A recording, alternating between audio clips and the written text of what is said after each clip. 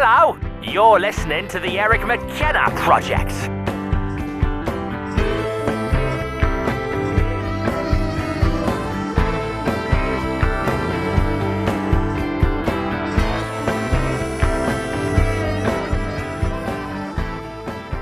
All right, so you just came back from another, 6 months? Trek to Ghana? Is that every correct? 6 months I go. We go twice a year. I get to go about 3.5 weeks. Just came back at the end of September. An amazing trip, productive, amazing trip. Even 3.5 weeks is not enough. I'd love to stay there 4 or 5 weeks, but as a pediatrician, my group is looking for me after a while. I would imagine. My patients are looking for me after a while. He's gone AWOL. That's it. So let's kind of, we're going to probably be all over the board a little bit today, and that's great. Talk about the current project that was part of this last trip. Yeah, let me tell you about it. So Hope for Ghana is doing a lot of stuff with education, and we'll talk more about that, and a lot of stuff with providing access to clean water. And I accomplished a lot in these last few weeks. So my team, it's a local team of Ghanaian workers, masons, carpenters, electricians. I got a whole crew over there. Okay. We're building our second school. Wow. So we're in a remote village. When I tell you, Eric, remote, you've never seen remote like this. I'm talking like dirt roads. It's remote. It's village life, mud huts, no electricity, no running water. You folks are staying in those accommodations as well. How's so that work? I stay a little bit outside of there. I have a guest house outside with more accommodations. But this is really remote, and I found this village because these kids would have to walk. If I don't build a school there, these kids would be walking miles to get to the nearest school. Or they wouldn't go to school at all. Right. That's what happens because parents can't send like a 4, 5, 6-year-old on the roadside miles. So they often maybe don't even go to school till like their age 8, 9, or 10. So imagine now you can build a school there, and now 3 and 4-year-olds can go. Right. They're going to school like 5, 6, 7 more years than they would have gone. So my team, we're in the middle of, this was the second phase of building our second school. Okay. So 6 months ago, we built the foundation and a little bit of the structure. And then in September, we went from what's called a lintel level up to the roof. We actually have a roof on there. It's amazing. It's so beautiful. And so I'll go back in the spring, and we'll put the final pieces together, painting it, putting a library in there, desks, windows, doors, all the final touches. Wow. And open it up as a formal school. Yeah, it's been amazingly rewarding. It has to be. It's so rewarding. So this is our second school. The first school was finished about a year ago, September of 2018. I opened my first school, right? And it's beautiful. Now I'm seeing it flourishing. I'm seeing a headmaster. There was a sign there that's a visionary. He wants to make that school the best school in Ghana.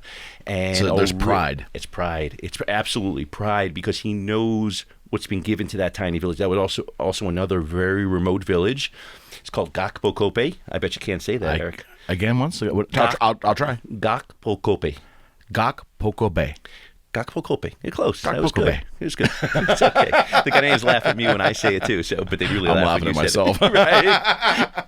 It's okay. But yeah, so that school is flourishing now. To go there, man, and see a school that started from 0 students now has over 70 students.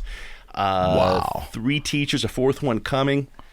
It's beautiful. It's 70 beautiful. students. Already over 70 students, and more coming as we speak, as I hear about it. So I'll tell you about that. And that always gets back to what I've always believed. There is a general thirst in the human experience to learn. Would you agree? Yes. The greatest gift you can give, there's so many, but one of the greatest gifts is education. Education is a chance where you can level the playing field, right? You give them opportunity. You're giving them knowledge. You're giving them power to function in the world. You know, so sure. So these are communities where I'm going. I'm finding communities that they have no access to school, or like I said, otherwise they would walk. They would walk miles to go to school. In Ghana, they have this concept that's really interesting.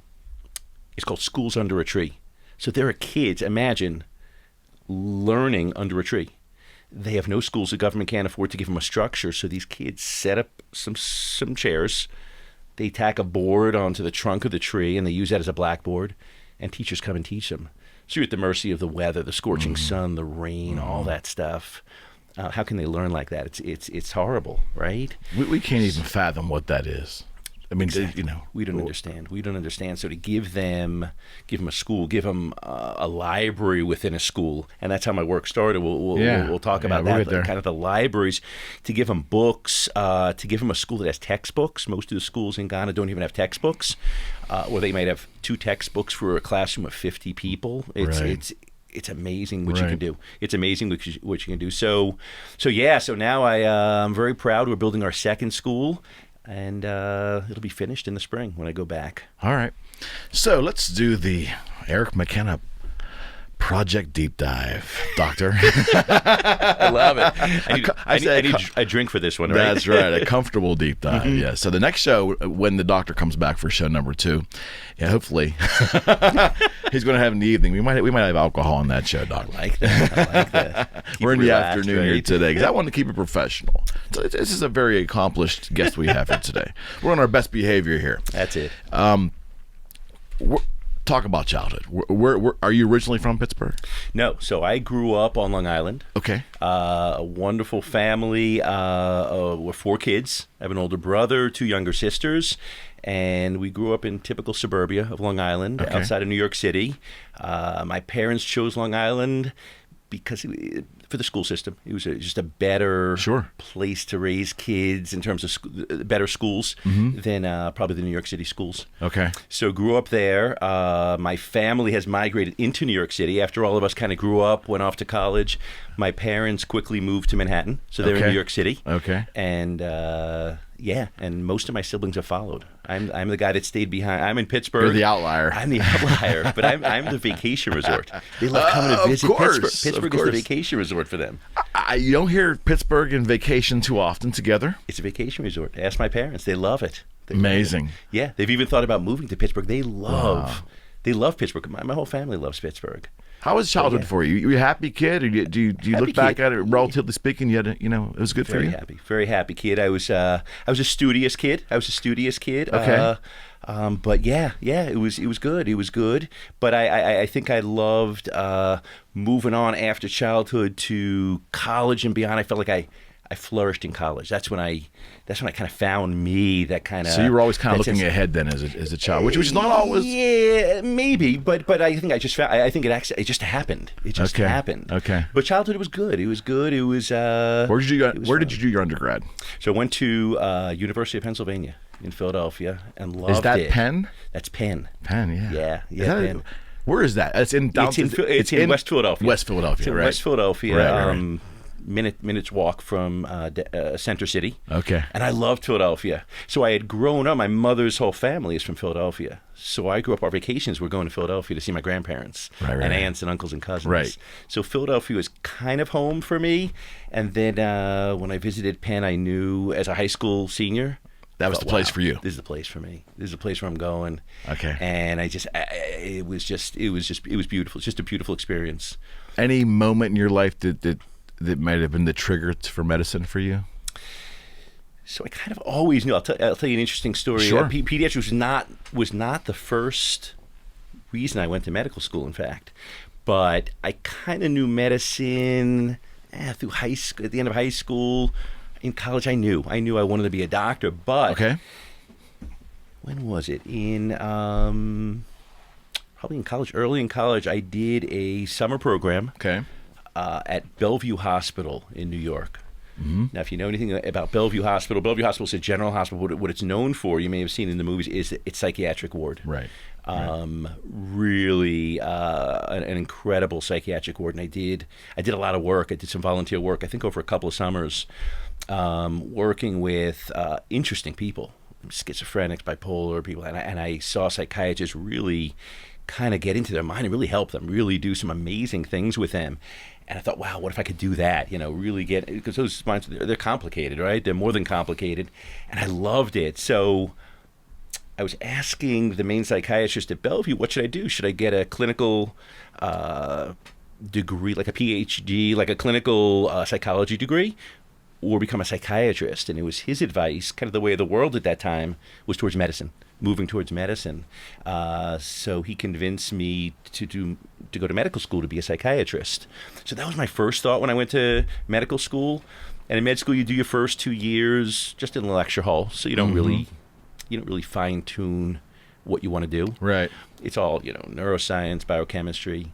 But then by the third year, you're required to do like a couple of months of psychiatry, a couple of months of pediatrics, a couple of months of surgery.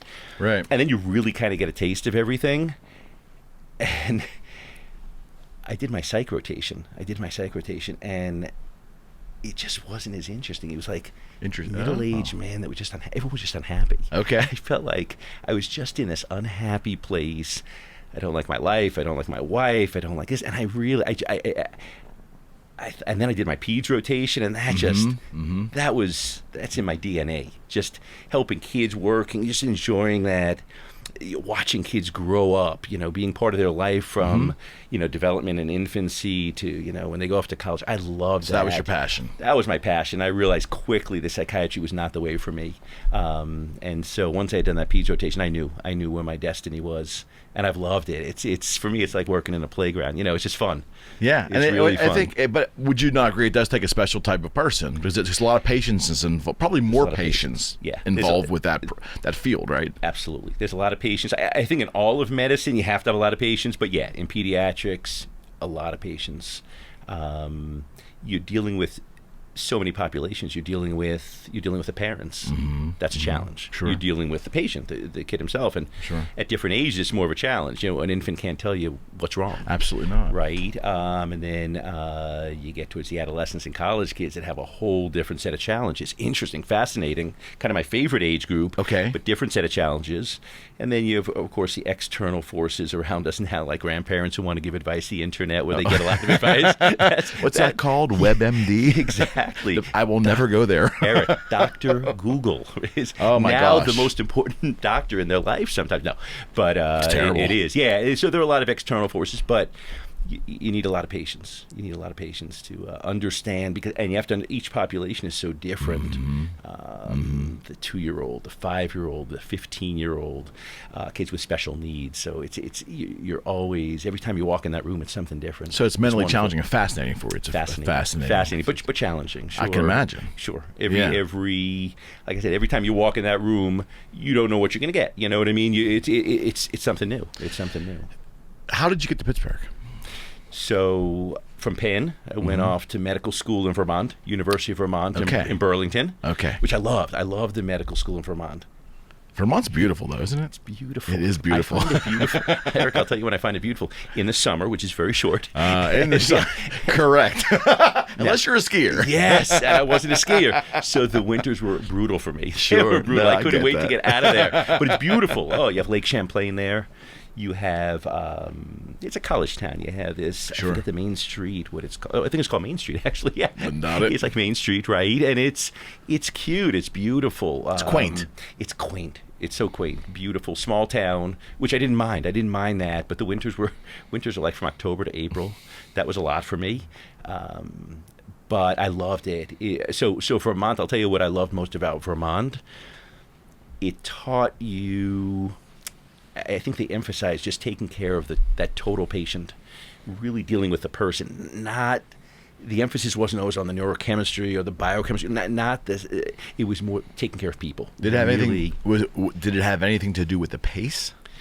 A little bit of the pace. They even the curriculum. I'll tell you. So very different than most med schools. Most are 2 years of lecture and then 2 years of clinical rotations. Okay. They do 1.5 years of lecture, so that they put more of an emphasis for 2.5 years on clinical. So they want you to do more hands-on, more dealing with the patient. The emphasis when you had, what my teachers taught me, just dealing with looking at the whole total patient. Don't focus on a problem, but that problem is part of a person, and that person is part of a bigger life. You have to look at the whole thing. That's interesting. It's really it's very interesting. Yeah, so it gives me a nice perspective of how I deal with my patients today. That was my next question. So, do you think your mannerisms and style were crafted there? I think so. Absolutely, absolutely. And if I can boast, can I boast? You certainly can. It's your show. Eric, this is your show. This is your show, pal. It's our show, right? It's Fair our enough. Show. Yeah. Fair so enough. I don't win a lot of awards in my life. It's which is fine. It's humbling, but it's great. I won an award in medical school, the Lamb Fellowship Award. Okay. Named after Dr. Lamb, I guess, for care, and I believe it was voted by my peers. Which is always the best awards. Right, yeah, because your peers know you. They really know you, and it shows the respect of someone who's in the same field, right? That, wow, they voted for you. It was about the care of that total patient, right? And I think they watched how I dealt with patients, whether it was a man with AIDS or a child with cancer. They saw, wow, it wasn't just the problem at hand, but I dealt with the whole entity, the person, the life he had, the life of the people he was surrounded by. So it was good. It was a proud moment. That's the most fascinating thing to me about medicine, period, is that the knowledge, the internal confidence you have to pursue the career. But once you become a practicing physician in any capacity, that whole other dynamic of, they call it bedside manners. I guess that's an overused term, but but it's a lot. It's a lot, right? And the entire approach to the patient.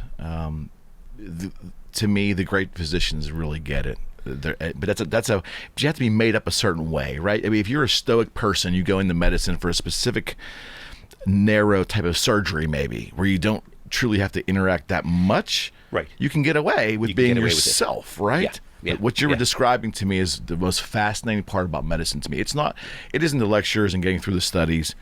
It isn't even the residency. It's when you choose a practice. First, what practice do you choose? And number two, how do you approach the patient beyond medicine? Medicine, I think we think of it, especially when you look on WebMD or Google, it's a problem. Plug in the symptom.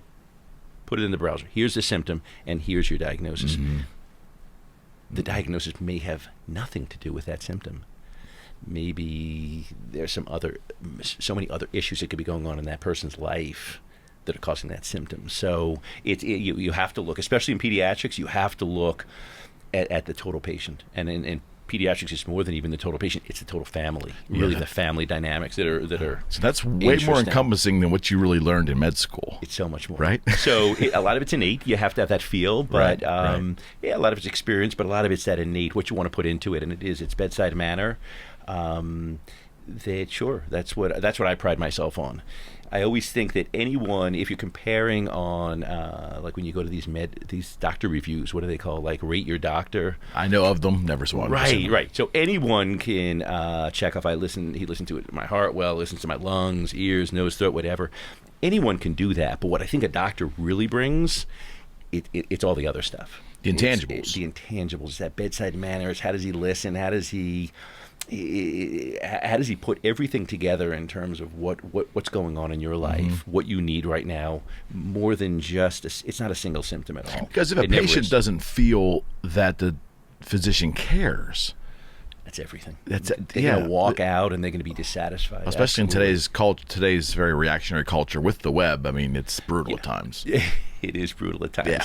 I'm telling you, Google is my biggest competitor. It's not the pediatrician down the street. It's amazing. It's Google, but it's okay. It's okay. Yeah. Because if you give them the gift of, what you can bring to the table, if you're giving it yourself, that's it. They'll come back. They come back and they love that. They love that. I think that's because wouldn't you agree, doctor? That's the human experience. We want the genuine emotion from other humans, especially those who are there when we're fearful, when we're vulnerable, right? Absolutely. And I think that when you receive that from a physician, I can speak to my own physician, wonderful man, and surgeons I've had, and some I didn't care for, but most I did. But the ones I truly didn't think much of didn't really show much compassion or really any interest in me in the scope of what was happening. Does that make any sense? Right. Just a human reaction.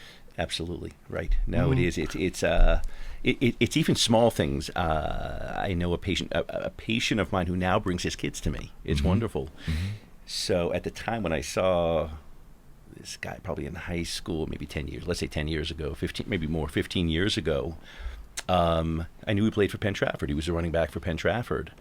And I would always watch. I love looking at the line scores on Saturday morning after the Friday night games. Sure. Like who scored, who was the quarterback that threw for the most yards, who was the running back that ran for the most yards. They were my kids, right? They were my patients. So I called this guy on Monday morning to congratulate him because he was a running back for PT and he was successful. Wow. He was a beast.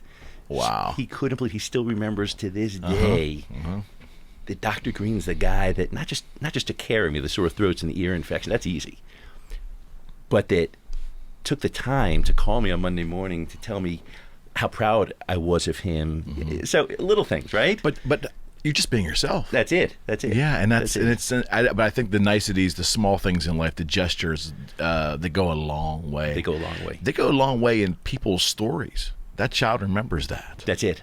It's part of the story, and I think that's, again, human interaction. And I think a lot of us miss a lot of opportunities, me included, at times, because we're doing everything else. Life's so fast, right? Right. And even in the doctor's office, look, you're seeing patients every 15 minutes, 20 minutes, whatever it is. It takes a lot of patience to say, I'm not going to run next door. I'm going to spend a little extra time here because I know this kid needs me, and I see that there's something more to the story than just the abdominal pain or the headaches. Why is this kid getting abdominal pain for the last 6 months every morning? Why is he getting headaches? What else is going on in his life? And you have to take that time. It takes a lot of patience. I can imagine. Sometimes the parent next door doesn't like that. But sure. That's but it happens, right? Speaking as a patient, right? sitting in a waiting room, you would not like seeing Dr. Green. You wouldn't like seeing me then. I'm just saying. But once I'm in that room, it's awesome. Yeah, it's the awesome, anxiety is there. Yes, I can assure you. That's it. Without a doubt. So again, you're in Vermont. You leave Vermont. So I leave Vermont, and what you have in medical school is called match day. It's kind of an interesting process. Pardon me? Match day. So you are matched, your interests in a program are matched with their interests with you. I don't know that any other profession does this. I don't think law or dental school, I don't think anyone else does this. But you basically go and interview. So I went on interviews for different residency programs, because after medical school, you have to be trained. So you leave medical school with an MD degree, right? I'm a medical doctor, but I'm not a pediatrician yet. I have to go for training in pediatrics. Okay. So I did interviews at Children's Hospital of Pittsburgh, St. Christopher's Hospital for Children in Philadelphia, National Medical Center in Washington. Those are all children's hospitals, and a few others, Cincinnati, Cleveland. All great programs, all great residencies. Any place would have been amazing to train. They're all like top notch. And I fell in love. I'd never heard of Pittsburgh. I never even knew of Pittsburgh. Really? I mean, I didn't know anything about Pittsburgh. You had never been here? Never been here. I think the most I knew, because I followed baseball as a kid, I was a Mets fan. So I knew we were in the same... hold that against Jim. right. We had a good team, 60. I'm not a Pirates fan either, though. Yeah, we have nothing to speak of here. That's exactly right. But no, we were in the same division at that time. Oh, yeah. As the Pirates. Oh, yeah. And I remember watching the games, and I would follow everything, like their batting averages and everything. And I remember John Matlack, Tom Seaver, Duffy Dyer. Yeah, my hero was Rusty Staub. Did you know Rusty Staub? Yeah. Does anyone know him? Yeah. Right? I don't know why I worship him. He was a good player. Number 4, right? Yeah, he was a good player. I loved him. I don't remember what it was, but I remember when we played the Pirates, those Pirates looked so big, right? Willie Stark. They were huge. Right. Dave Parker. Yeah, they were more like football. They looked like football players. So that's how I knew Pittsburgh. I didn't know much about Pittsburgh. But I fell in love with the program. And I don't remember the exact process. You have to rank them. So I ranked Pittsburgh number 1, I think St. Christopher's Hospital number 2, whatever. You rank them. And then these programs are ranking you. And somehow, on one day, the computer match that's preparing over a week, on a computer match, they find the best match. Like, if you love Pittsburgh, did they love you enough to get you into that program? I got into Pittsburgh. I got into my first choice. They must have liked me, right? Okay. But it's an interesting process, right? It was the destiny. It was my destiny. So it was great. And I never left. So it must have really been your destiny. It was my destiny. But a great program. I loved my residency. It's hard. Residency is hard. It's training. That's what I hear. You're paid like nothing to do a lot of work. And you don't get much sleep? You don't get much sleep. But I had the greatest teachers in the world. Like the doctors. Ooh. Ellen Wald, Carl Gardner, Basil Zitelli, monsters in the field, like brilliant, Holly Davis. Yeah, brilliant people. So you feel very fortunate to be trained by who you were trained by. I was fortunate. Eric, I'm telling you, I saw nothing can walk into my life right now that I fear that I didn't see. Like right. I felt like I saw everything, whether it was in the emergency room or the neonatal intensive care unit or on the floors. I felt like I was prepared. Yeah, you walk out of there and you feel really good. Children's Hospital, I still think is ranked in the top 10 children's hospitals in the country. Wow. It's great. And I think even then, back then it was like number 5. So yeah, I was privileged. I was privileged to train there. So We're talking, is this in the 70s, late 70s, early 80s? no, so when did I did 89 to 92. I did my Okay, residency. 89 okay. to 92. Yeah. Okay. I was in med school. I wasn't trying to predate you there, pal. You just made me very old, Eric. No, you can edit this one. No, I'm kidding. I'm kidding. Wow. No. Yeah. I had a family member that was a nurse there for a long time. She was also a instructor at Duquesne University, Eric McKenna. She was at Children's Hospital for decades. Okay. She may have been toward the end of retirement around the time that you Okay. might have arrived there. Anyway, she It's all good. Yeah. So I grew up knowing about how amazing that facility is. It's amazing. It really is. It's amazing. Amazing facility. It's just brilliant people. It attracts brilliant people, and to train there, it's a gift. It's a gift. So yeah, and then you look for jobs. You look for jobs afterwards. Okay. And and here I am, still doing Right it. here. Still right here. He led me to here. No, so I've been in practice for 27 years. Yes, Right. since 92. 92, and it's been good. It's been good. Yeah, and you obviously have a passion for it. Life's fun. good. Now, It's fun. I am fascinated about Ghana, and from the information that I read, you went there roughly 20 years ago. More. I went there. You ready? Sit down, Eric. 33 years ago. 33 years ago. So if you put the timeline together, it's related to medical school. It was in my first, Absolutely. the end of the first year of medical school. It's the one summer that you have off. After your second year and your third year, you have obligations. You're basically in school 12 months a year. But after your first year of medical school, you have a summer, like almost like college. You have like a couple of months off. That are free. Okay. And one of the upperclassmen had just come back from this program. It was a nonprofit group from New York, Operation Crossroads Africa. And he introduced me. He fell in love with his experience. He said, Steve, you should think about, and I think he spoke to a lot of us, and he said, you should think about this program. It sends you to Africa. You don't know where you're going.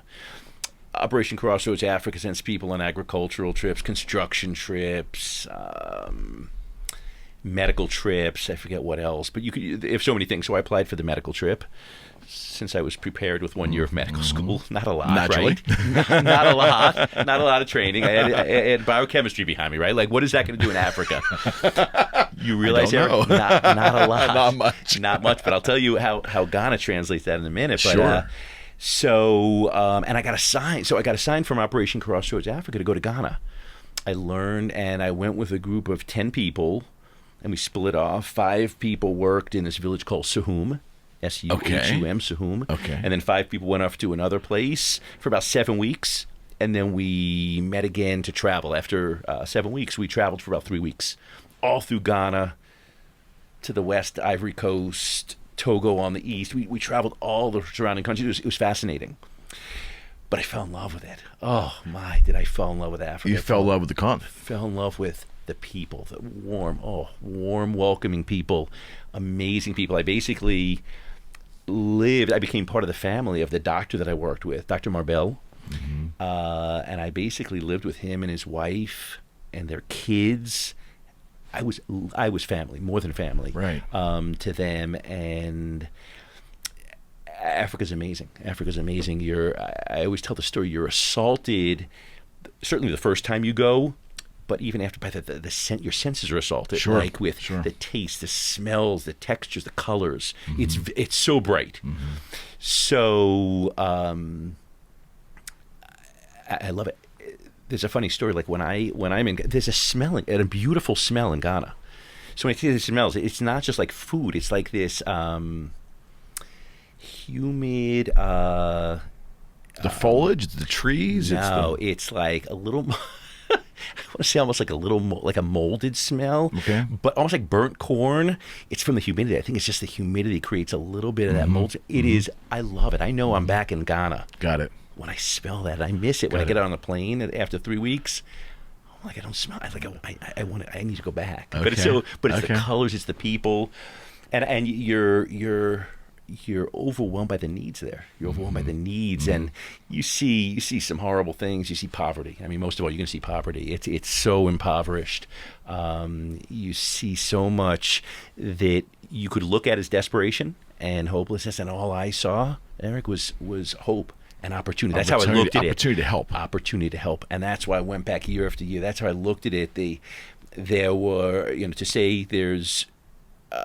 There are no problems in Ghana, it would be ridiculous, right? There are many problems, but I didn't look at it that way. I thought, oh my God, how can I help? Like, how can I help? What kind of opportunity do they have?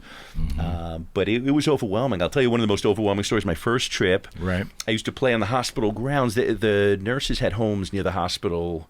They had homes they rented, and so at the end of my shift, I would play with the kids, do their homework with them. At the end of the day, play with the kids. So I can remember it like it was yesterday. This was literally 33 years ago. Wow. A woman came up to me, and in Ghana, they carry their children on their back. Yeah. They have like a garment that holds the Right. baby on the back, Right. so they can still do work. They can Right. accomplish two things at once. And this woman came up to me. The baby was probably 3-4 months old, probably not much more than that. And she came up to me and said, "Will you take my baby with you to America?" Oh my. Absolutely. That was my reaction. I thought, I was just struck by it and thought, maybe she's just kidding. Maybe I don't think she really meant that. But she did. She did. And I think it speaks volumes of the need, the kind of that desperation in Africa of, that's what a woman would do. Could you imagine? An American person, It's unfathomable. we can't fathom it, right? But that goes on there. That woman, Eric, would have given me her baby, literally on that spot. It's heartbreaking. It's heartbreaking, man. It haunts me to this day. I tell the story a lot, and I still, as I'm telling you now, I have chills down my spine. She would have given me that baby because she knew if she gave this man from America that baby, he or she, I don't remember the baby, would have had an opportunity that he or she would have never had in Ghana. It's sad. It's tragic, right? How can that not leave a mark on you? Exactly. I remember when I went, I forget where I read it. It was somewhere associated with looking at this program to go to Africa. Someone had written, "Your first trip to Africa will never be your last," and I understand it, because I thought I was going for a once-in-a-lifetime experience. I've been in Ghana now 35 times at least. I can't even count anymore. So it's never a once-in-a-lifetime because it draws you back. It draws you back to help that kid. That kid now on her back is 33 years old, and God bless him. I hope he's doing something, and has a good life there. But you want to do something to be sure that these kids have a good life. So I went back year after year. I went back to work with the doctor, stay with their family. And then if you fast forward almost 9 years ago, my niece wanted to go to Africa with me. She wanted to go to Ghana. She said, "Uncle Stevie, take me to Ghana. I've heard all these stories. I've heard about the people. I see the love you have for them." She wanted to go. And it's Rebecca. She wanted to, she still does. She wants to save the world. She's that person. She's a social worker. The world needs people like that. Yes, she's amazing. So she's my brother's firstborn. Amazing, amazing young woman. And I think she was just at the end of college at the time. And so I took her to Ghana with me. But I didn't take her to that same place where I was doing medical work because they couldn't find me an orphan. I figured like an orphanage would be a great place to take her. Sure. Social work experience, save the world, kind of that would be good. It's non-medical. So we found our way to a different region of Ghana called the Volta region. Okay. And we went to an orphanage, and Eric, that changed my life. 28 kids that just absolutely changed my life. Beautiful kids, wisdom, kakeli, comfort. So prior, where were you for the years you were going regularly? So where I was you in what's called the Eastern region. Okay. Eastern for Ghana, but west of the capital. So if you fly into Accra, it's west. And I was doing my medical work always in that Eastern region. Now I found myself much further east in the Volta region, very close to, and in fact on the border of Togo.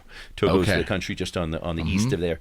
So so you're there with her in this. We're there with her. And it was a new orphanage. experience for you too. New experience for me. So though the culture of Ghana was not new for me, I could guide her and teach her the ways Sure, of, you know, navigating Ghana, because you have to navigate. I can imagine. You have to navigate anywhere, right? We have to Right. navigate life, but you got to navigate Ghana and Africa. Well, culture is different. Culture is different.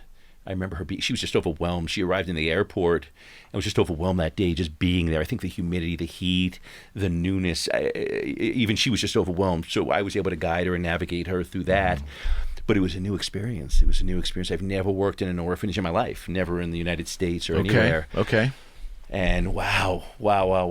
Beautiful kids. That really, now I saw all those needs of Africa, all those needs of the Ghanaian people through kind of their eyes. And so what do you do for kids? In the evening, I would take them out, I'd buy them food, right? Because they're all hungry. So you buy them a lot of food and you buy them drinks and the food's gone, right? And Right. so I would buy the orphanage now bags, like I'm talking like 100-pound bags of rice. Well, that was gone in 2 days, 3 days. Incredible. You know, and then you buy more bags. And well, the next day they're hungry, right? Or you buy them shirts because they want shirts, but they're tattered in a few weeks or a few months, right? Or book bags and shoes, all the things. See, most of the wonderful people listening to this and watching this show, you know, me included, we can't even fathom that. It's in the Western world. It's so unfathomable. Yeah, It is. It is. The world that I see that now is like my world. There, I take it for like I just take it as normal now. It's not our norm. No, you would be. That's real shocked. poverty. That's real It's poverty. poverty, brother. It's poverty, and not that we don't have we have poverty in the United States. We do. have poverty right outside here in Pittsburgh. We do. In some of the neighborhoods for sure. It's not that poverty. That is different kind of poverty. It really is. It's different poverty. So I came home from that orphanage. Were you there about a month? Or? About 3 weeks, three weeks or so, almost a month. Okay. And really the vision of my charity, this mission that I was going to start, was born at that orphanage. It was born at that orphanage. And I thought, what can I give these kids beyond the shoes and the book bags and the shirts? Because that's what Uncle Steve has to do. You have to do that because that's what they're looking to you to do. Yeah. But that wasn't feeding their future. It wasn't giving them That was what a I call... Band-Aid. It was a Band-Aid, right, man? It was a Band-Aid. It was not giving them what I call their tomorrow, right? Their tomorrow. And they don't... It's so funny. I talk to people about that. Ghanaian kids, even a lot of adults, don't have that sense of tomorrow. You bring up your kids, oh, what do you want to be when you grow up, right? We bring kids up like that, right? Like, what do you want to do? What do you want to be? Or what do you want to plan for next week? For them, it's survival of the day in these small towns and villages. It's survival of the day. Can I put food on the table for my children today? Can they have more than one meal? Can they have even one meal today? Can I pay my kids' school fees? And often the answer is no. Can I do the basics? So tomorrow isn't expected. Tomorrow isn't even expected. It's not expected. And even in a mortality sense, the death rate is enormous there because of healthcare and so many other things, water and healthcare and all the other problems Is there they any have violence there. issues there at all? There are in Ghana, thank God, there's not as much. If you're out late at night, you can get into trouble. I've heard stories even in Accra, the capital, that late at night, even the taxi drivers don't want to drive late at night. There's some armed robbers there. They're just looking for money. They're looking for Right. money. It's that kind of desperation. It's not a hot spot for. It's not a hotspot for terrorism at all. Right, Which is wonderful, and that's why I feel very That was a comfortable blessing. staying there because I don't know if I could. If I thought my life was in danger sure. all the time, I could not do that. Sure. But no, in terms of terrorism, there are plenty of countries in Africa where there is Somalia. Yeah, Nigeria is a hot spot. Really bad stuff going on in these countries. But no, Ghana's amazing. There's scams there. There are a lot of scams going on in Ghana. People from other countries coming in there and giving them bad ideas. Right. Young kids, again, desperate, not willing to do the hard work, like grinding it out, like doing the hard work like we know you have to do. Just want a quick thing. They'll do these scams with Americans and Well, these all kinds of things. fraudsters have a captive audience there, right? Absolutely. So, and I know I'm even told late at night, they'll say, Steve, like after 9 o'clock, get back to your guest house. Because the people, if you need a taxi and you're hailing down a taxi, kind of like hitchhiking here, you're going to run into the wrong people. And it's probably an assumption from the good people that you might be a bad person if you're out that late. That's exactly right. Or they see me. I'm particularly vulnerable because they see, wow, this guy is a foreigner. Their assumption is you have money. Doesn't matter. They don't know anything about me. They don't know what's in my pocket or my profession or anything. The assumption is he has money, and we're going to stop and we're going to take from him. So, yeah, there's a whole culture that you have to kind of be mindful of there. That they want something. They'll want, especially late at night. You got to be very careful. So, but when I left that orphanage, I basically wrote this vision statement. It was almost like my I have a dream kind of statement. My dream of wanting to give them that tomorrow, because they really don't. They don't have that tomorrow. And so I thought, what is their tomorrow made of? And the late great Nelson Mandela said it best: education is the greatest weapon we can use to change the world. So that was the basis of my mission, was education. So my first thought, and I scrambled to collect pennies and dollars and beg my friends to contribute to, now looking back, a small project to build a library and a computer lab at that orphanage. Wow. So they gave me kind of an empty office space, not that much bigger than your studio here. Not that much, maybe a little bit bigger, but a little bit. And so we created it was a very small library, but a beautiful computer lab. I was proud of it. Looking back, I've done much bigger things since then, and I'll tell you how I've gotten there. But there wasn't internet at that time probably available to them, correct? So it's hard to get internet. So I'll tell you how I build my computer labs. It's interesting because internet, as you know, especially in America and anywhere, kids can get into the wrong places on the internet. So my computer programs are actually internet free. It's all learning software. So I download. Very cool. Right? Very cool. I have 65 pieces of software, kind of creative, like a lot of them are in game form. Like they're games, but they're learning tools for young kids learning their alphabet. It's programs for the young reader and the young math student to the pre-algebra kid who can do math programs. So it's math, science, reading. Encyclopedia Britannica has this amazing program. The entire encyclopedia is on there. On discs. So kind of like the internet without the internet. Right. Yeah. Right. Which I created because you and I know that if they have the internet, they're going to get on the wrong places. It's going to become like just a social media outlet. I wasn't building a social media outlet, or you know what I mean. I wanted to build. I was just curious how much interconnectivity they'd even have in those areas. You can buy, you can purchase credit to hook you up with internet service there. I do it when I'm over there, and the kids. It's expensive for them. I bet. It's expensive. So I was trying to avoid like ongoing expenses and costs and keep it safe for them and keep it wholesome. Keeping it all captive and there, and housed there was definitely So I love that. Sure. So that's what I did, and then I met this guy Platini. Platini is a Ghanaian educated guy. He's a teacher by trade. He heard of my work. Somehow he was affiliated with the orphanage in the past, and he heard of me, and I kind of started learning about him. He's a wonderful guy that is kind of an outspoken guy against corporal punishment. Corporal punishment is huge in Ghana and many of the African continent, and so he's really wonderfully outspoken to try to change the laws and so he's a human rights activist. Human rights activist. The first time I wrote about him on my website, I said that this guy, and I truly believe it still today, he should win a Nobel Peace Prize. He really should, Eric. He's got that heart. He's a spokesman for the people. How do you pronounce the name again? Platini. Platini. Platini. Wonderful guy.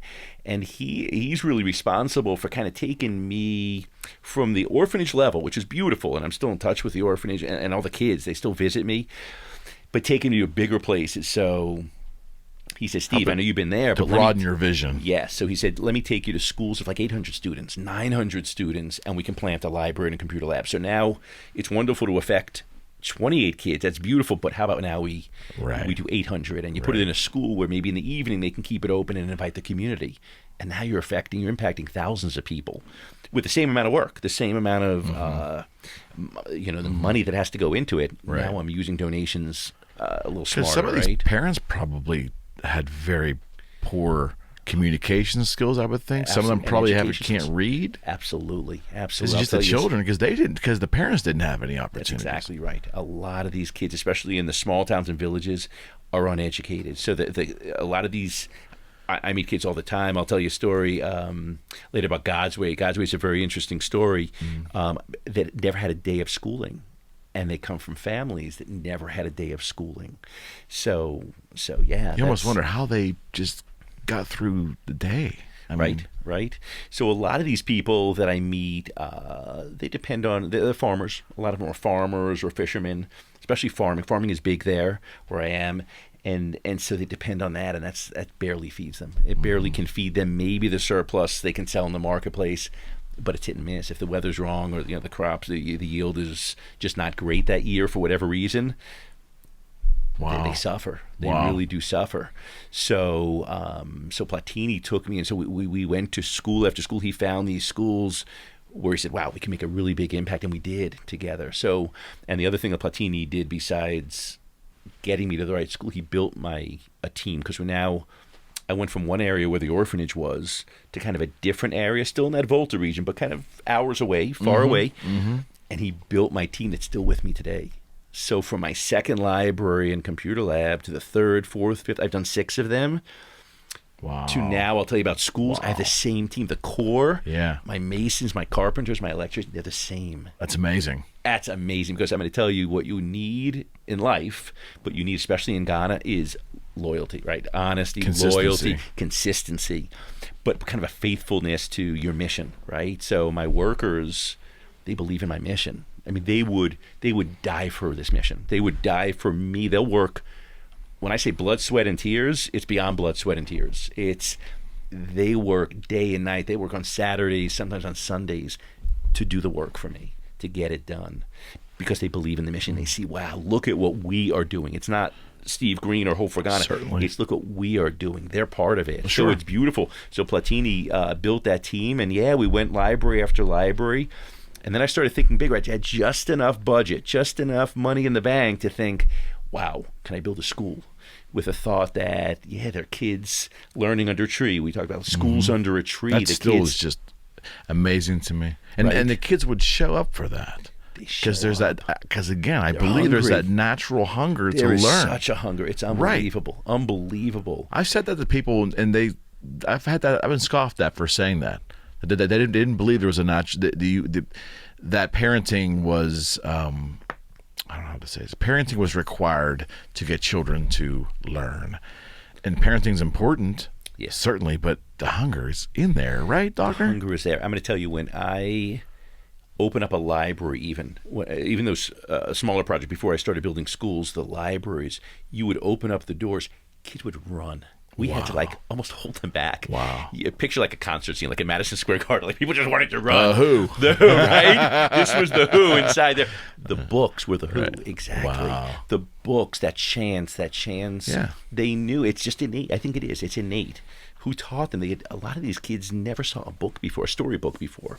Because that's what I fill my library with. It's not so much textbooks. It's a little, some textbooks, some encyclopedias, but storybooks. Dr. Seuss, the things we grew up with. Dr. Seuss, Stuart Little, basic things we took for granted. That's exactly right. And they're hungry for it. And it's innate, because most of these kids had never seen a book. A lot of them didn't even know how to hold the book. They didn't know how to hold it either, upside down. You have to almost teach them how to use the book. But they want to engage with it.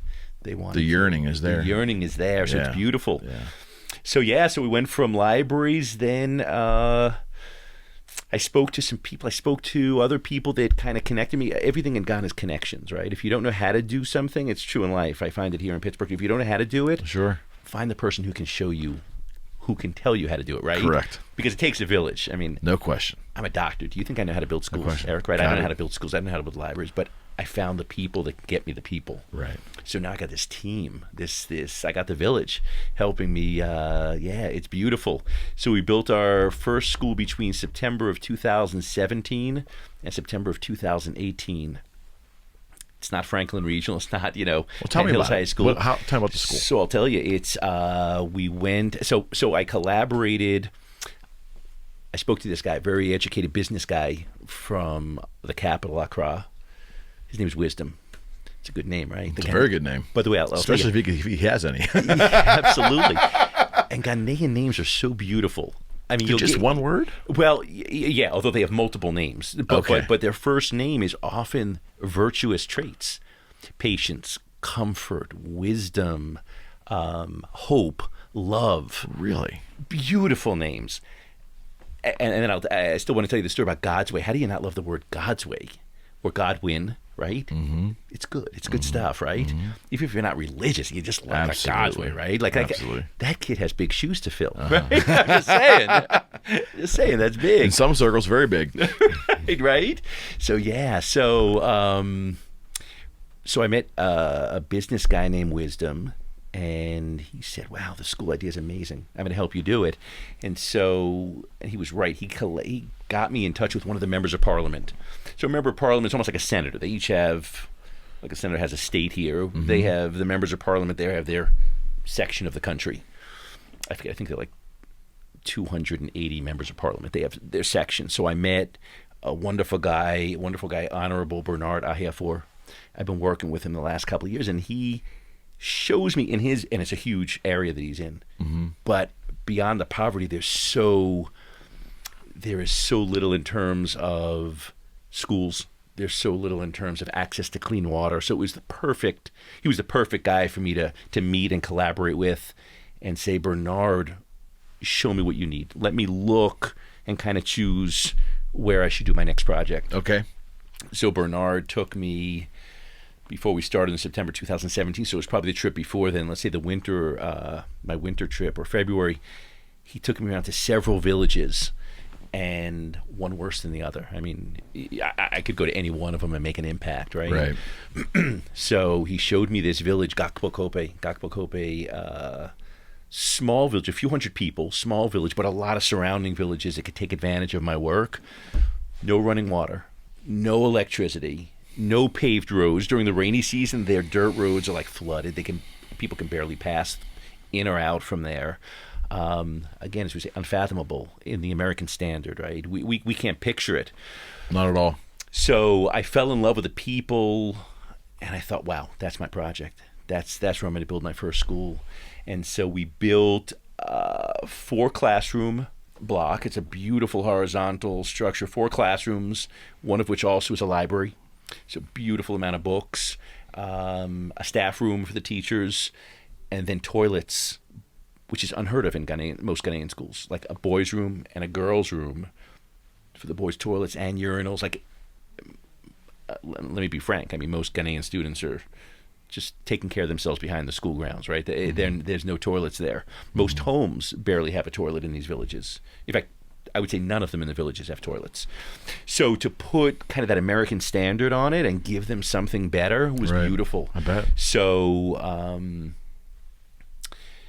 let me tell you the best part of that school. Let me tell you the best part of the project that took me to the next level. It took my mission to the next level. So how do you build a school when there's no running water in a village, right? So how do you construction people, your masons mix cement, right? And how do you flush that toilet? So that was my next question. Right.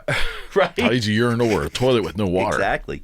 So let me tell you how it works, and let me tell you what it did to change my life and is now changing the lives of like thousands and thousands of people in Ghana. So people taught me that you can build or drill these boreholes. So you hire an engineer. I got this amazing engineer, brilliant guy. He's a water engineer with this enormous apparatus. He drills down into the ground hundreds of feet, about 300 feet down into the ground, finding those aquifers. There's natural water. There's a plethora of water. Like a well. Exactly. But it's not an open well. It's actually a borehole that he creates with a pump, so we can pump it out. Okay. If the village has no electricity, you give them like a manual pump. You've seen where they're actually pumping. Yeah, we're old school. Wow. But if you go the distance and you give them some electricity, you can give them an electric pump. And through an electric pump, you can feed kind of like a reservoir, like a poly tank, and then let the poly tank come down and flush the toilets. Amazing. Where are you going to get electricity, Eric, in the middle of nowhere? Let's put solar in. Let's use solar. Well, they have a lot of sun there, that's for sure. They have a lot of sun. And a lot of land to put the grids up, correct? So for Ghana, at first people had talked to me about, would you ever consider solar? And I didn't even know if the technology was in Ghana at the time. And then I thought about it, I looked into it, and I realized there's some companies there, and I found an amazing company. So on that first school, on the roof of that school, are 16 panels. That's a 5 kilowatt system. It feeds the electricity of that electric pump, bringing beautiful water. It's amazing. It's flushing toilets. Awesome. So not only does it feed the inside, but then we have, my plumber has a faucet on the outside for the women of the village to fetch water. Right. So not only the school students, have their toilets and they have sinks now, and imagine that, like sinks with running water in a village that never saw running water. Right. But the most beautiful thing that I realized, and it was kind of accidental because I didn't do this project, I didn't do the water borehole in a humanitarian way. It was really just to feed my school, right? It had a purpose. It had a function. Right. And then I realized when I did it, all of a sudden women were lining up for clean water. This water was beautiful. And I learned where they were getting their water from before. I can't imagine. Eric, these women, and this isn't one village, this is all over the country, probably all over the continent of Africa. They're walking miles, women and children, to fetch, but not clean water, dirty water, like from a river dam. Filthy water where the cattle are drinking, the cattle are probably defecating and peeing, Slurry. Absolutely muddy water. You'll see it on my website. It's filthy. It's mud. That's what they're drinking. That's what they're cooking with. That's what they're using to clean their clothes. That's what they're bathing with. They showed me this water. Eric, it was pitiful. So when I finally built for the school this borehole, within minutes, women are lining up with like their pans, their pots. They'll then carry back to their homes of beautiful, clean water. Wow. It was amazing. I That changed probably the was village. Yeah, that probably was just as impactful as every work you'd done prior, right? That's exactly right. And I'm going to tell you, I actually look back on that moment, that I realized it was even the most impactful thing. I even said to someone, like, if I died today, that would have been the best thing that I had done in my life. It was Food and water supersede education for Water is survival, life, right? For survival. Water is life. And so, right, it took education, it made education go to the back seat a little bit, right? It never would. Education is still always the focus of my mission. Sure. But water is now a part of the mission. So now what I started to do, and we'll talk about the cost of it, because the cost is not enormous. To change a village, it's not enormous. I started going to other villages, not even where I'm building a school, but just giving the gift of water. So Hope for Ghana, to this date, has built 8 boreholes. Oh, my. 8 communities have clean water. It's unbelievable. It's unbelievable. When I just came back, I was there in September. We just gave 3 more communities water. So if I asked you how much do you think it costs to build, to bring access to clean water, to build this borehole, bring a pump, because I ask Americans this, and I notoriously get interesting answers, but what would you say? What would you say? To drill down a couple 100 feet. 300 feet. And then there's a pumping station there. Pumping station to give a community. But it's of coming up hundreds- clean, though. It's coming up. It doesn't need to be filtered, correct? It's clean. Yeah. Pristine. It's from beautiful, the earth. From the earth. How much do you think? How much do you think? 50,000? And Americans tell me that they when I do presentations, they'll say to me tens of thousands of dollars, sometimes 50,000. What if I told you I can do it with my engineer at cost? Again, there's no increase. I have no $3,000. It's amazing. It's unbelievable. That's nothing It's for nothing. what it's bringing. Changing lives, reducing the chance of waterborne disease. I mean, people dying, like children and families dying from like the stuff in water. They don't go there and drink that water cold. They hope they boil it, right? We hope. sometimes do, and sometimes they don't. They don't always. And even if you boil it, that mud, that's so much. It's there's only so much you can boil that away. They've shown me the water. It's bad. It's brown. It's brown, dirty water. Incredible. Yeah. So for $3,000, that's incredible. So it's incredible, right? So now that's become, as I've gone out to speak to people, it's become sort of this new denominator. Not that I get $3,000 donations every day. I don't at all. But there's some churches, there's some people that have said, sure. I'm going to give you $3,000. I want to do a borehole. Grace Life Church. Yeah. Grace Life Church in Monroeville. has donated the cost of 3 boreholes. In fact, Wow. two of the 3 that I did in September, just last That's month, incredible. were on behalf of Grace Life Church, Living Water Church in Christ in McKees Rocks. They're donating the money for a borehole. What's the process to do a borehole from the moment you bring the first piece of equipment on to the moment it's producing water? Yeah, it's if I told you I can do it in a day. Well, to get the water in a day, it's all day drilling.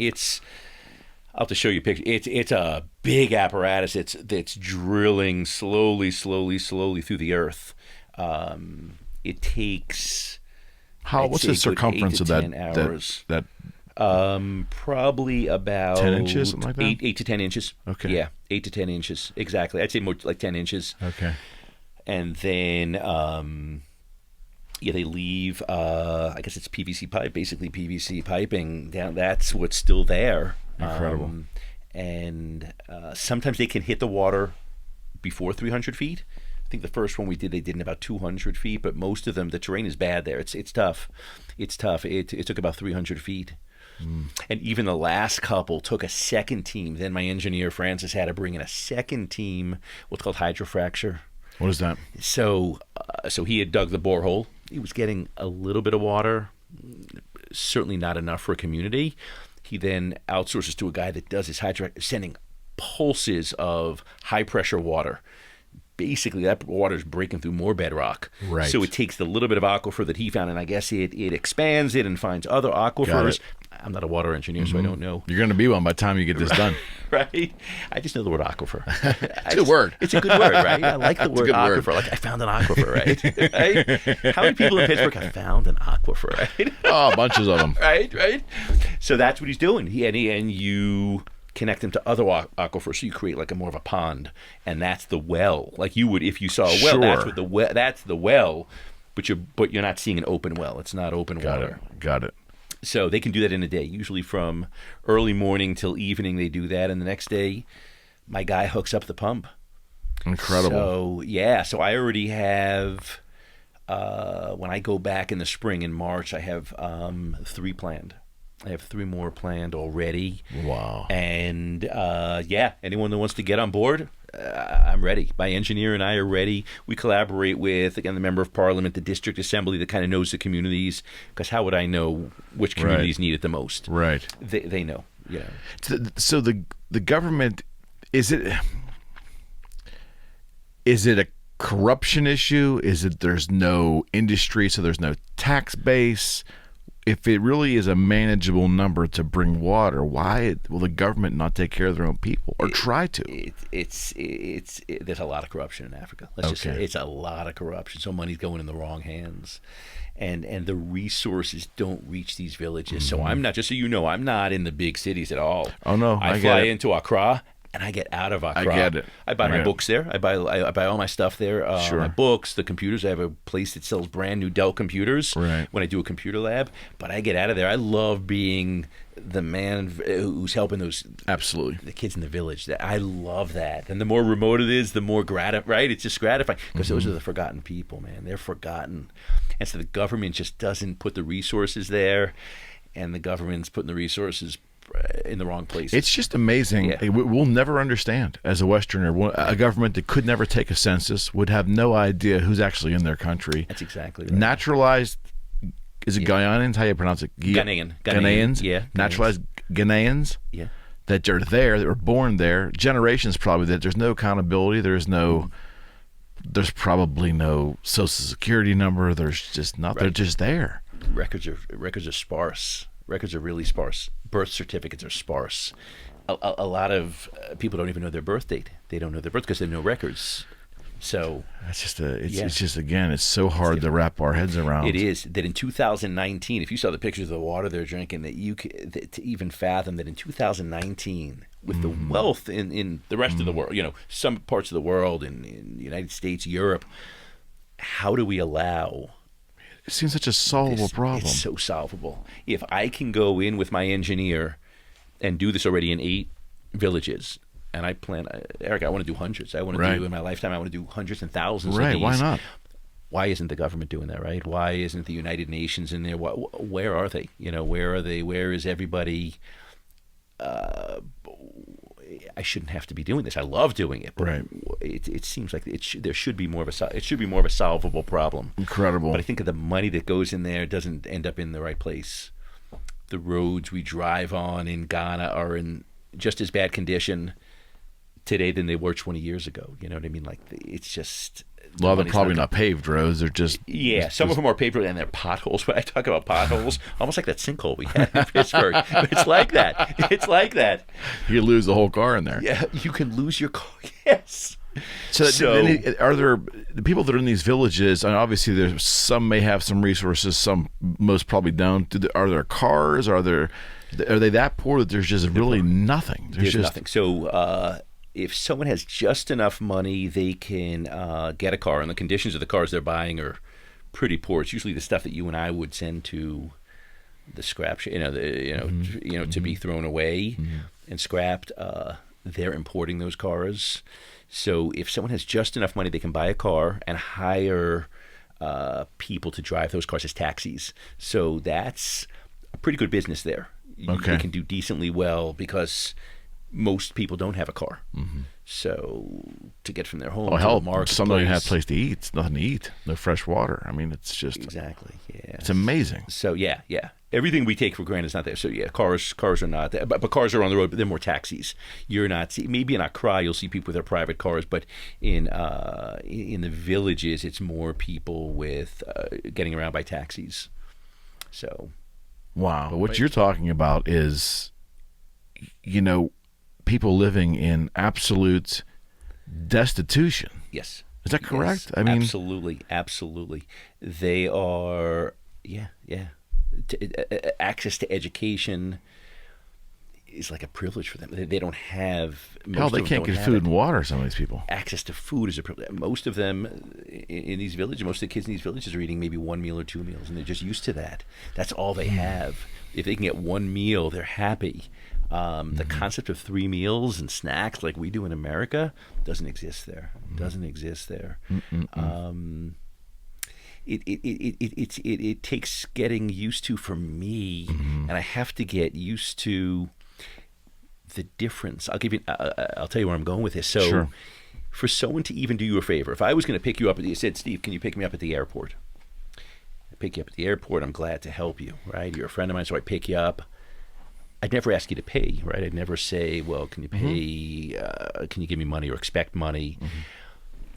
In Ghana, they will expect you're expected to pay the gas, because to deplete them of that gas, they can't afford what they just expended there, so you're going to repay them. Even if they're going to cook for you in some situations, not always, but in some situations, you have to buy the food materials for them.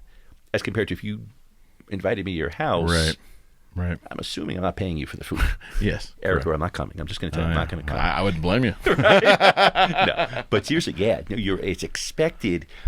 So I had this conversation. I had this amazing friend, my amazing friend Senyo. Senyo's a 24-year-old Ghanaian. He's kind of like my right-hand guy. Okay.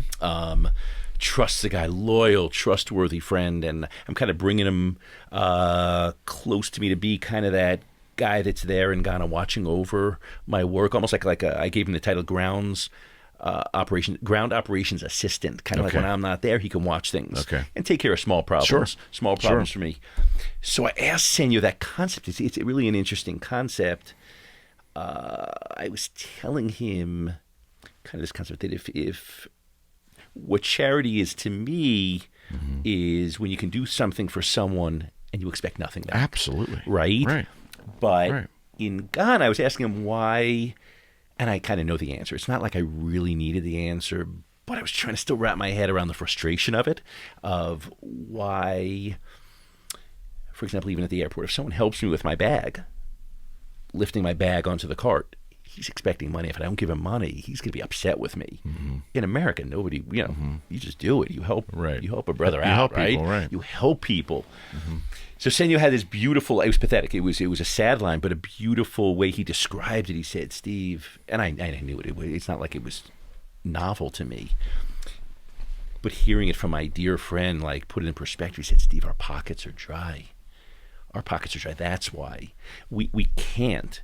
You can pick that guy up from the airport and bring them back because you have the money for that fuel. We have nothing. Like, and he and he really didn't need reminding, but I kind of did, like to hear it. Even the most remedial things, Yes. they don't have the resources for. So when they do it as a courtesy, it depletes maybe their food or their water exactly or their right. anything else. Yes. So I'll tell you, there was an interesting moment. Senyo and I were stuck. So in the second village called Pevenu, it's the second. It's the village where I'm building my second school. Right. We were stuck in a rainstorm. It was a monsoon rain. How often does it rain down there? So they have a rainy season right now. Okay. Is their rainy season? The winter's their dry season. The summer into the fall is their rainy season. So it gets messy down there. I got hit by some rains. Yeah. Okay. And on the main roads, it's not a big deal. But if you're in like the remote areas with dirt roads, Sure. they're unpassable. I have a video he and I did together where the road to my school was overflowing because it was a stream nearby. It was overflowing. It became a river. The road became a river.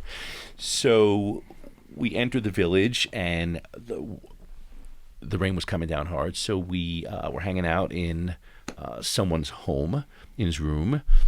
And I'm thinking, am I ever going to get out of this village? Like, I may never leave. And so I was a little hungry. Sure. So I said, so you see. It happens. right? And I'm thinking, I wasn't prepared for this, right? Okay. Usually for most things in God, I'm prepared, but I Right. wasn't prepared. And I'm thinking, wow, this could be a long day. So I said to Senyo, I saw women cooking. I think they were frying like sweet potato. They had just grown from their farm. It's hand to mouth. It's from farm to hand to mouth there. They're frying up sweet potato or something. Sure. So I said, Senyo, we should ask them for like just a little, a little. And he reminded me, gave me a great perspective. He said, Steve, but if you do that, or if we do that, they may not have dinner tonight, or they may not have lunch tomorrow. So I wasn't going to do right. You can, and we don't think like that, right?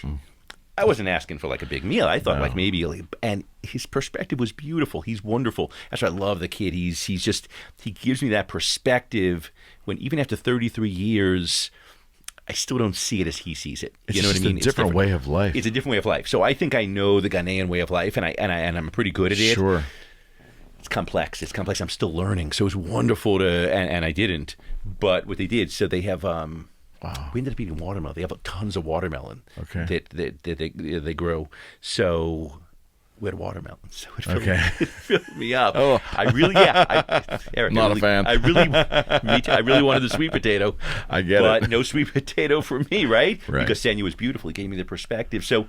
Yeah, we take it for granted. I can ask you for this, but now I'm depleting you of something. And they won't tell you they're depleted. They would have given me the sweet potato. And that's what he would have said to me, Steve, they'll never tell you this, but they're not going to have a meal tomorrow. So it was great. It was great perspective. Sad. And as he said, our pockets are dry. It's interesting. So again, Western world's so hard to, Yeah. and listen, we've seen the commercials for various charities. We've gone to churches and heard the stories. But it takes something to really resonate. Like this conversation is resonating with me that I have, and I shared a story off camera about my good friend Brad Goutney, who works with trying to combat children, pediatric, I guess is the right word, pediatric AIDS in Africa, and him and yourself, people that are worked in the trenches, have been there. Yeah. It's so much more real to hear it from you. Right. As opposed to a celebrity spokesperson, as opposed to see something flash in front of you on the internet. Right. Because I live it. Right. I live it. And Correct. And in living it, it's interesting. It becomes normal for me. Not. It's disturbing, but it's like it's a part of your life. It's a part of my life. So even I'll bring back footage. My video editor will look and say, Steve, people won't believe what you're going to show them. I'm like, oh, that's just life there. And he said, no, but Steve, no one has seen that here. Like, no one in America can fathom that, can appreciate the way they live. But for me, right, it becomes, that's the norm. I live it, it's my day-to-day. A portion of your life you're living with them. Yeah. So, for a couple of months a year. And I want to do more. Yeah. So Now, how give me the web addresses on how our listeners and viewers can reach you? I'd love to. So my website is beautifulhopeforghana.com. So the mission, of course, the charity is Hope for Ghana, a tax-deductible, tax-exempt 501c3 charity. So everything people give is 100% tax-deductible. Go to hopeforghana.com. Beautiful page, videos on there, pictures, videos, blog page with every step of the journey is on there since day one of this journey, almost 9 years ago. Incredible. And we do. I'll tell you what we do really well. It's grassroots. When I tell you, Eric, that this is a grassroots charity, this is. I'll tell you 2 facts I'm really proud of. 100% of the donations that people give go to the project.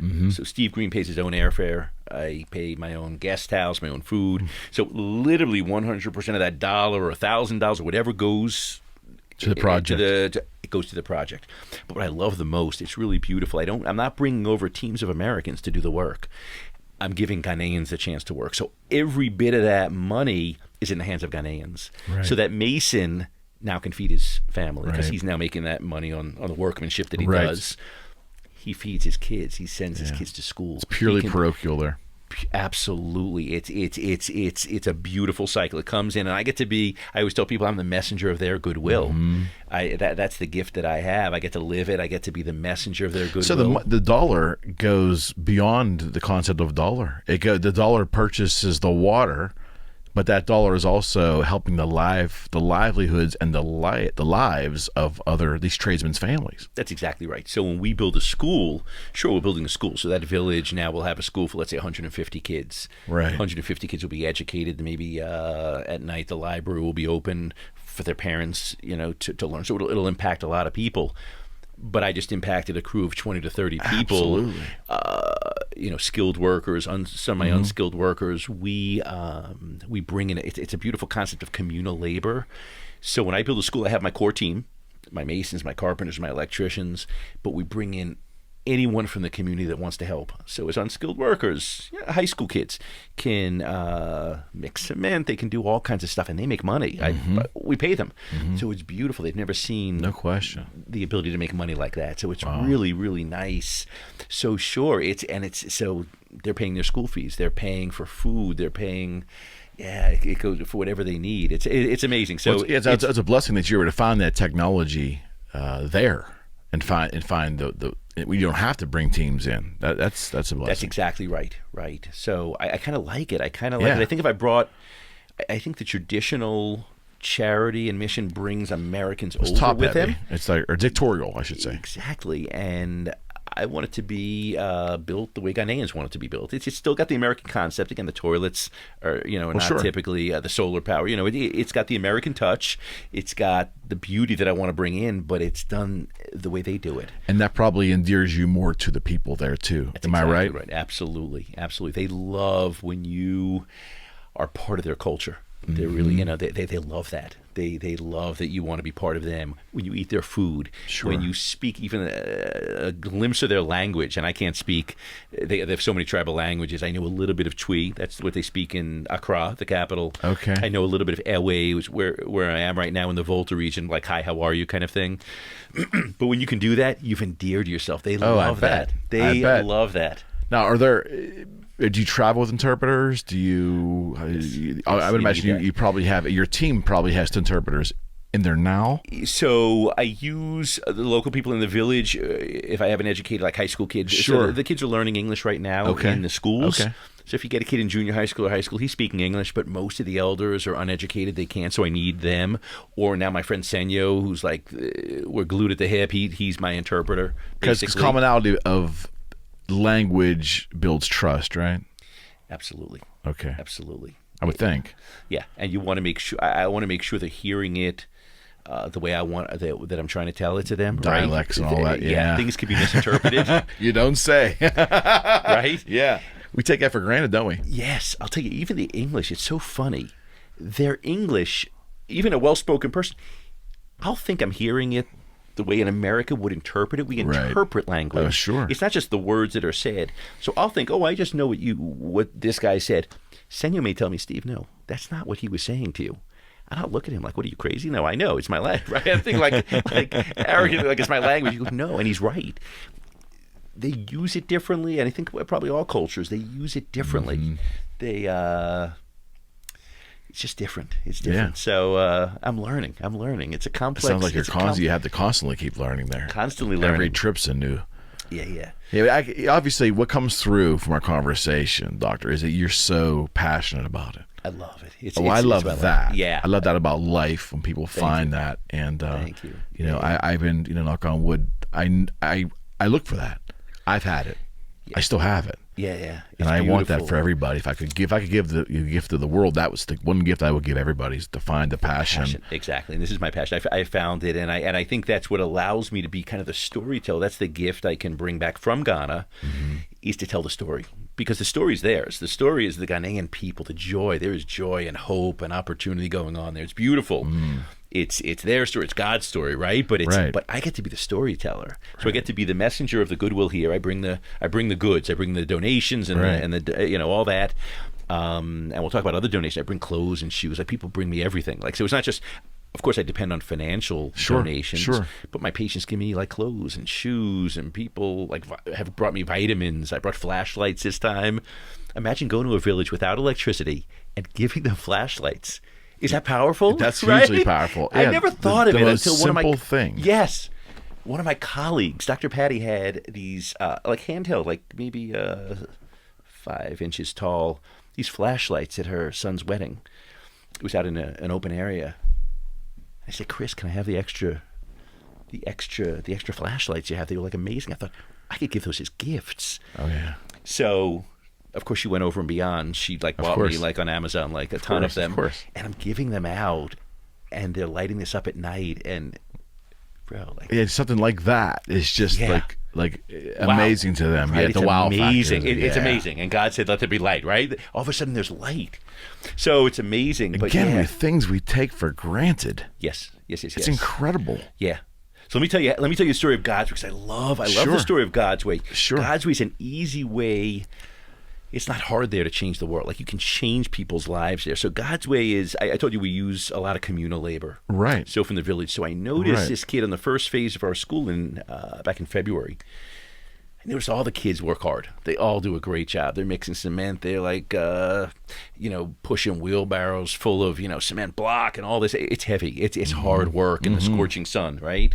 And we don't know heat up here like they know down there, right? We didn't talk about that. No. That's if you see pictures of me, you see me sweating. Sitting on the sun. Yes. Well, it is. They're like 6, I think it's 6 degrees above the equator. That's what I was going to ask you. How close to the equator were you? Yeah, I was on the sun. I was sitting. No, it's hot. This boy sweats. So, but I noticed one guy named God's Way. He says he's 18, but again, he doesn't know his birthday. He's probably about 18 or 20. He was just, you meet someone who's just harder working than everyone else. God's Way may be the hardest working human being I've ever met in my life. At the end of the shift, for example, most of the kids were going home. The village, the school project is here. The village is not far away. They're going home, and he's cleaning the wheelbarrow, cleaning the wheels, cleaning. Everything had to be done perfectly. So I approached him 6 months ago in February. Well, now it's 8 months ago, but back on that first phase of the trip, and I told him how proud of him I was about his work ethic, that I loved his work ethic. I told him I wanted to work with me. I wanted to stay on this team. And I wanted to do something for him because he's stuck in the village. He's doing nothing. He helps his family with farming, but has never been educated a day in his life. So his future is there's not a lot there for him. So I asked him what he wanted to do, and he wanted to become a Mason. So in like we go to Votex, vocational school here in America, what they would do to become a Mason, you have to hire like a master Mason, and you are the apprentice for 3 years, and you work with them day and night. 7 days a week you're with them, and they teach you everything they know. So you're not going to school; it's just hands-on. It's kind of like residency. Exactly. It's true. Sorry. That's true. Oh my God! God! I was suffering then. Sorry. I didn't even realize how bad it was. Thank you for reminding me of my tortured past now. But so in February I wanted to find him, that master who could take him under the wing, and I wasn't finding the right people. And then last month I found one of the assemblymen. He's kind of in charge of the village. He's their spokesman. Okay. And I said, Robert, I love this kid. I need to do something for him. Like, it's in my heart. Like, I just, I need to do something. He said, I got this Mason, an established guy, serious guy, probably in his 40s. He's been around, he knows what he's doing. And so I met this Mason, Samuel, and I said, will you let this guy apprentice with you? He said, sure. He'll take him in. So you have to, there's like a ceremony. You gotta give some money. Like it's 1,000 Ghanaian CDs. In the American world, it's nothing. It's not even $200. Wow. But for 1,000 CDs, his parents would never have 1,000 CDs. Right. So for 1,000 CDs, I have to hand that to this guy Samuel, and he will take this guy on. So at first, Samuel met with me privately. He said, yeah, he'll have to find accommodation. I said, Samuel, but I kind of used my friend Senyo's phrase. I said, their pockets are dry. I said, you'll meet this family. There's nothing. They have nothing. He has no way of getting accommodation. So what does Samuel say to me? He can live with me. I'll take him in. Wow. So Samuel's taking him in. He'll pay him like a tiny, tiny stipend just for food money. And for 3 years, he'll apprentice him. And at the end of 3 years, this kid has a future. Amazing. He's become a master mason. Amazing. I told God's he's going to build my home. If I build a home there, he'll build my home there. Like, I love that for nothing. Like, it's nothing. It's so easy to change their lives, right? Yeah. And now I've given him a future. He'll be able to take care of himself. He'll be able to take care of his parents. It's amazing. He'll be able to take care of his family. Like, it's amazing. And it's in him. He wants to work. He wants to work. So that's why I picked him.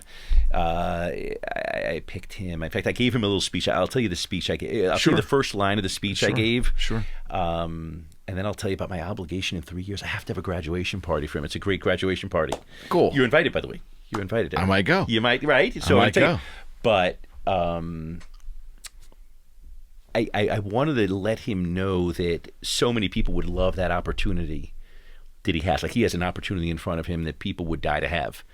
So I use a line, and I love it. I think I want him to use it as like the title of my book when I'm older, right? You should write a book. You should write a book. In all of Ghana, I chose you. Like, it's just, and I don't even remember what else I said. It was just it was like a motivational speech. That's a pretty powerful statement. It was right? I loved it. When I came out of it, I'm like, wow, that was like, it should be like a title of something, right? In all of Ghana. And that was the theme of it, that you owe it to yourself, because there are millions of people that would die to be in your seat. But I chose you because I believe in you, and that was really my chance to tell him why I believed in him. How I just was proud of his work ethic. Like, that meant everything to me, and that I expected the world of him. I wanted them to know that. Yeah. So it was beautiful. It was really beautiful. It was a little sad. Story. It was a beautiful story. So you have to sign an agreement. Like, I had to sign as his sponsor. It was like a 2-page agreement from the Mason. Okay. That he has to follow rules. He can't steal. He can't lie. He has to come to work 6 days a week. On the 7th day, they rest there. It's nice. I had lost concept in this third world, or this Western world, right? Exactly. But so I'll tell you what was a little bit sad, and then I'm still getting to the graduation party. But this little sad thing is, there were a lot of signatures his parents had to sign. He had to sign.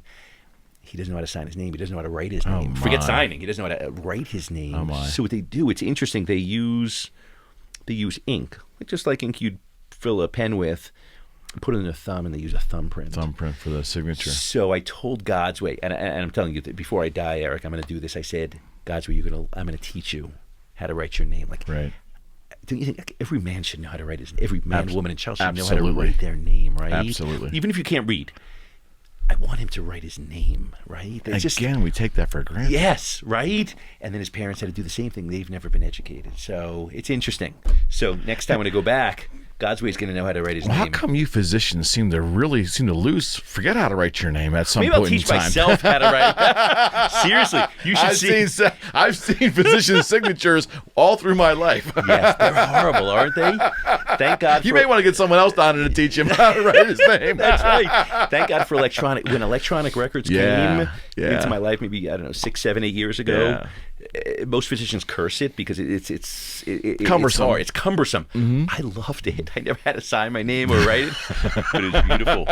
So let me talk about the graduation party. Story. So I had to pay 1,000 CDs. Again, nothing. Like, it's nothing to give a kid a future. Right. I gave him a future for less than $200. It's I couldn't incredible. do that, right? So here's the graduation party. You ready for this? So in 3 years, I have to bring a crate, which is 24 cans or bottles of soda. So I'll do that. Okay. Okay. I have to bring 24 cans, a crate of, they call it malt. It's a non-alcoholic drink. It's delicious. Guinness Company makes it. Okay. It's kind of got a hops flavor. It's just... It's a non-alcoholic beer? It's non-alcoholic. Yeah, but it's non-alcoholic.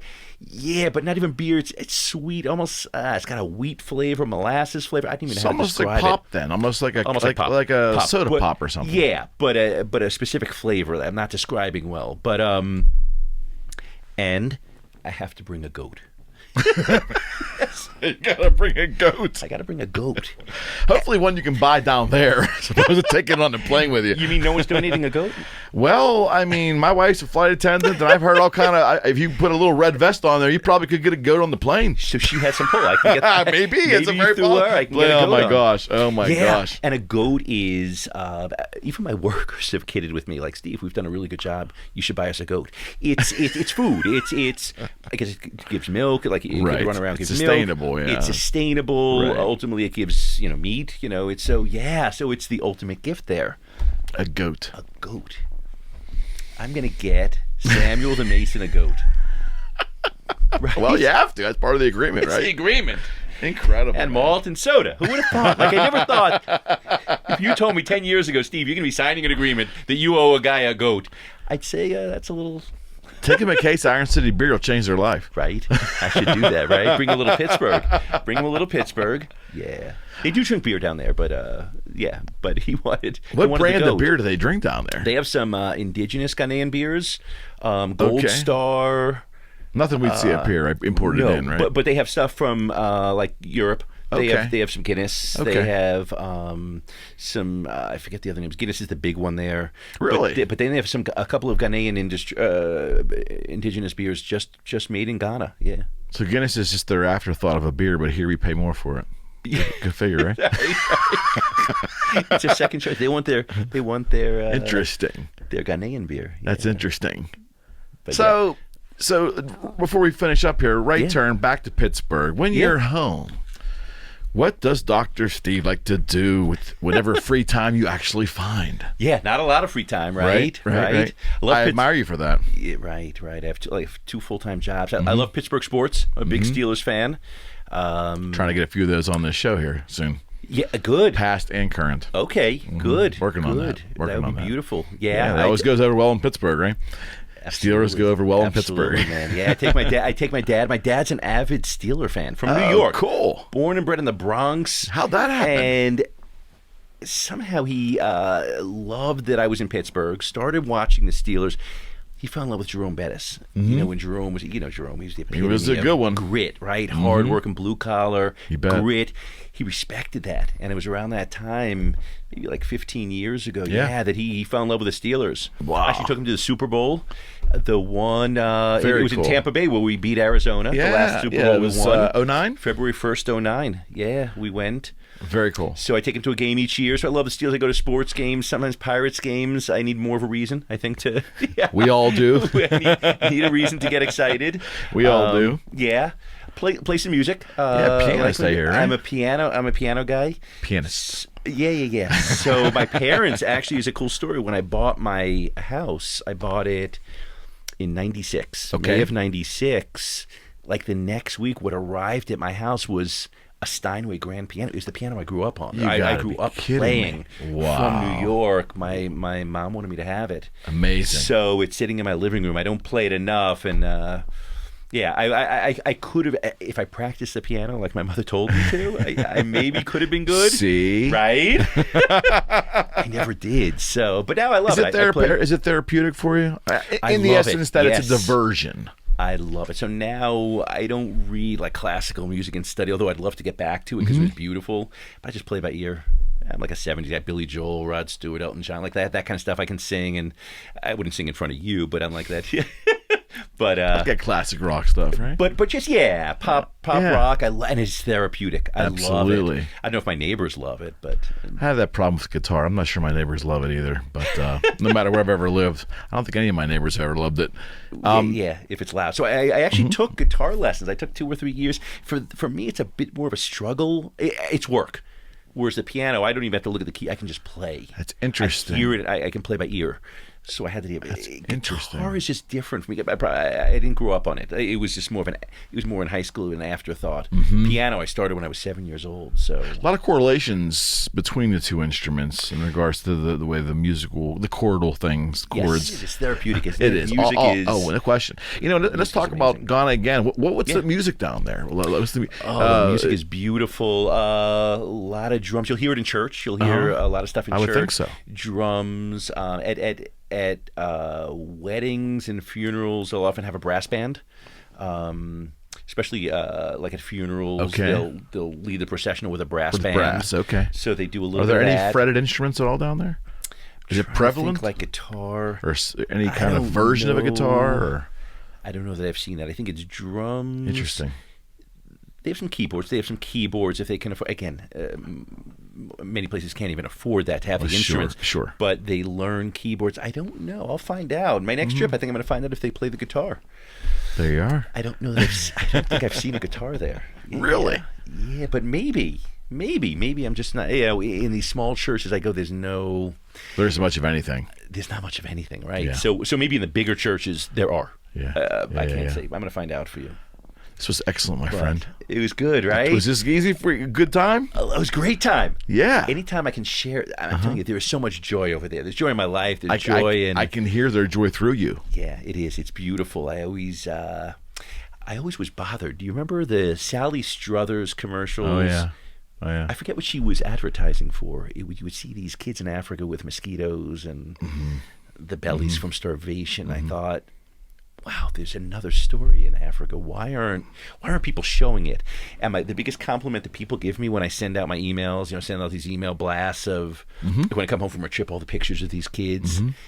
They tell me I can't believe the joy that I see in these kids, the happiness, the joy, the look in their eyes.